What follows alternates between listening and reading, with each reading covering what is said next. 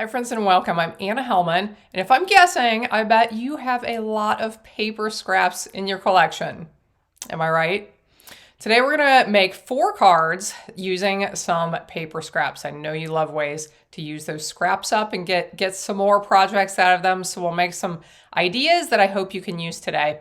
At the end, we will chat like always. If you happen to struggle with fear and anxiety or depression, I wanna share with you something that helped me when I was having those struggles. So stick around for the end. Let's get started. We are actually going to make 2 of these cards, and then I have 2 already done that I will share with you as well. For all of them, I am going to use this cute little home set to decorate them. So I'll show that to you real quick. It's called Humble Home. I love stamp sets that come with coordinating punches because they're so quick and easy to use. So what we're going to do to get started with this one, I just have paper strips of various widths. Now, all of these cards are going to use paper strips. You get to the end of your paper packs or sometimes your cardstock and you have lots of strips left, right? So for this one, I have some that are 1/2 inch and then I have some that are a little bit bigger and a little bit smaller. And this card is one that one of my team members actually shared with me a few years ago. It's so easy. And I am just going to trim different lengths of strips. They do not have to be any particular length. So I'll cut different lengths and then we're just going to lay them on the background of the card and see how they fit. We'll do some of these 1/2 inch strips here. I will mention that all of the paper strips I'm using happen to come from a paper pack called Country Woods. I absolutely love these wood grain paper prints and I had a lot of strips. So that's what I decided to use for these. So now what I want to do is, and I've got both sides here, so I am going to flip some of these over, kind of get an arrangement, just make an arrangement that I like the way it looks. And we are going to angle we're going to move the pieces back and forth so we have just kind of a jagged edge from top to bottom. And I'm debating, do I want to use all the blue side? I think I do for this one. Let's stick with the blue side. So you can use as few or as many as you want. This one I think needs to be a little shorter. We'll trim it down. This one is a very casual design. The other ones I will show you are more organized, have more order to them if you like neat and clean cards and designs. So when you attach your paper strips, there's several ways, depending on what project I'm doing, several different ways that I will attach my strips. I'm just going to pull one off at a time. That way I don't lose my arrangement of how I have set this up. I'm leaving those narrower ones on for now because I am going to use glue to attach them. But some people prefer to use tape, some prefer to use glue. For me, it just depends on the situation exactly. Glue is nice because it gives you a little bit of wiggle room. If you lay it on there and it's not in exactly the right spot, you can move it a little bit. However, glue can be a little bit messier if you happen to get your strip in a spot that wasn't exactly where you wanted it. We'll do this last one. Now do you ever happen to notice imperfections on the cards that you make?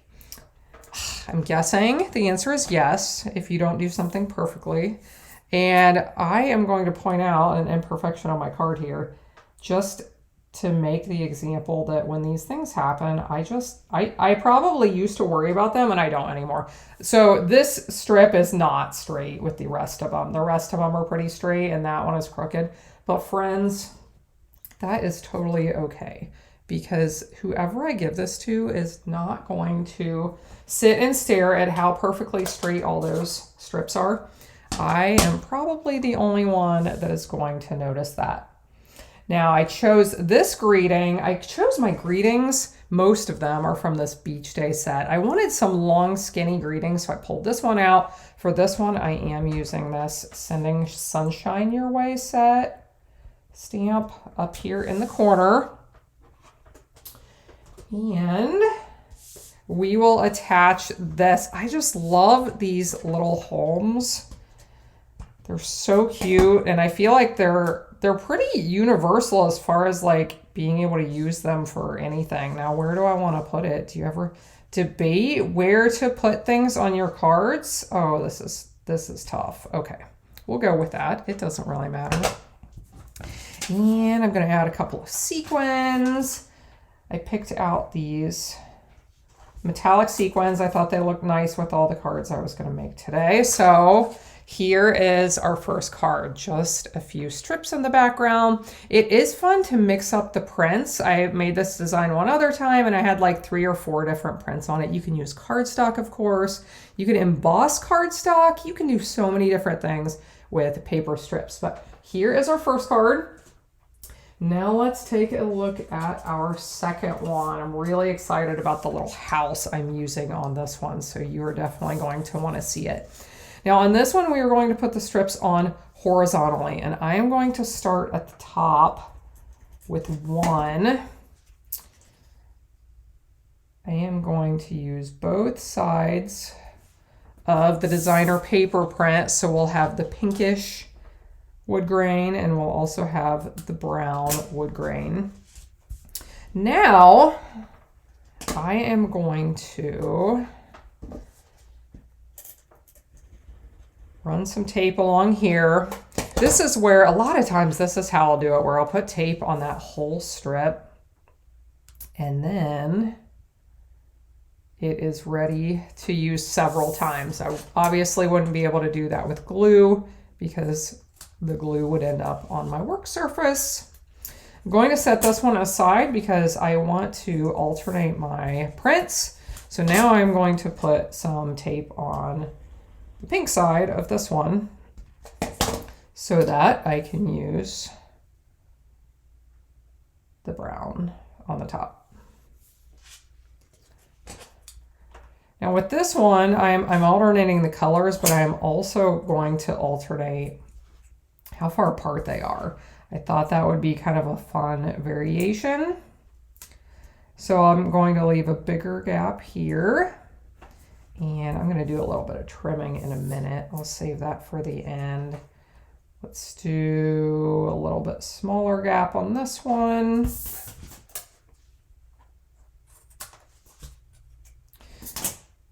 I am going to do another brown one with a bigger gap again. Now I want to have pink side up here on this next one. I'm just going to tape a little bit. I'll tape enough for this.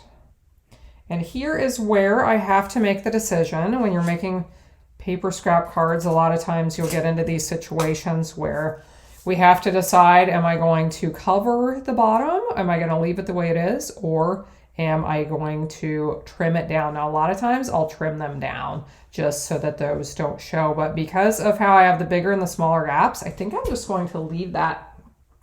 So here is what I will bring in. Here is my card base. We'll go ahead and attach this.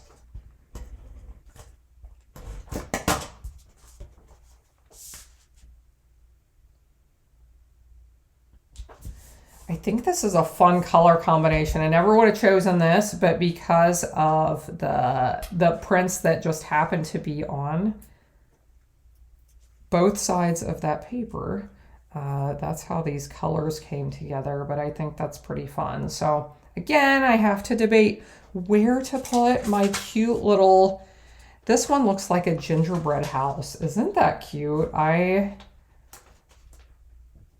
love this set and all the ways you can use these cute little homes. Put a few of these chocolate covered chocolate. I meant to say colored. Oh, that's funny. These chocolate colored sequence on there. And we have another cute one. I love that. It's fun when I make cards and I finish them on screen with you, and then we get to look at them finished together. Okay, 2 more cards, and you're gonna see a couple more ways I use this cute little home set. So on this one, I used all of this light gray, whitish, kind of the shiplap look. So I put these onto a white card mat that measured, it was about 4 by 5 1/4, and then I ended up trimming it down when I had that strip at the end that was left. But I just stamped on top of this one, added the cute little home. And last but not least, this set has, it can definitely be used for Christmas if you want to. It's got the Christmas greeting in it, and you can make this to look like a gingerbread house if you want to. But for this one, I think it's fun to make Christmas cards in different colors, in non-traditional colors. So this one is totally non-traditional. When I got done, I wondered if I should have made it in red, but that's okay. You could make it in red, definitely. But on this one, I used my card mat was crumb cake, and then I did my diagonal strips at different, I had wide ones that were 1 inch, these were 1/2 inch, and I did leave a gap between the strips. I don't know if you could see the plain crumb cake cardstock showing through, but there's just so many different ways to make these paper scrap cards, whether you're putting your strips at vertically, horizontally, diagonally, whether you're leaving them jagged on the ends, whether you're changing up the spacing, so many different things that you can do. So I hope you can use these scrap card ideas today. If there's any of the products you're interested in, I always have the links for those down below in the video description. Now let's chat for a minute.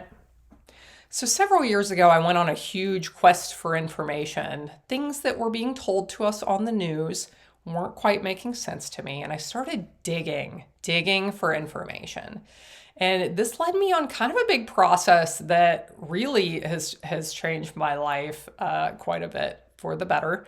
But what I learned in this process was, while we think we have all of the world's information at our fingertips, we really don't. And it is really, really hard to get to the truth. Things shown to us on search engines, news, all these social media, all these places, it is like one side of a story, and there's a lot of other things out there that are really, really hard to find. So I went through this process, kind of figured out some of what I think is actually going on in the world, contrary to what we're being told. And the end result of this was I started to have anxiety. I know a lot of people are struggling with this today, and it's why I wanted to talk about it, because I want to share what helped me. So I start having some fear. I start having some anxiety with the lack of control of what's going on in our world. Like I said, I know, gosh, I think a lot of people are struggling with this. So if you are, you're not alone. That doesn't make it you feel any better probably, but at the time I knew like, okay, I have to take this to God. Like, I can't live this way. I'm not going to live in fear, and I'm not going to live in anxiety, but I have to deal with this somehow. And what I realized was, one, I was not trusting God enough. I was not, I've been a bad Christian for most of my life. And this was kind of the part of what started changing that, to where I realized, like, I need to know what's in my Bible. I need to know what that says. I want to read that every day and learn and memorize verses and talk to God more. So I started doing all of that at the same time, or this may have happened first. I don't know. I just realized, like, okay, I've put my trust in things like our government. I've put my trust in things like information and education and the things I know. In our schools, I've put my trust in our medical system. I've put my trust in how much money is sitting in my bank account or my retirement account, or all these things. And that is the wrong place for us to have our trust. other people. We shouldn't put our trust in other people because no matter who it is, no matter whether it's a parent or a child or a spouse or a sibling or a good friend, like they're going to let us down at least once, probably lots more than that.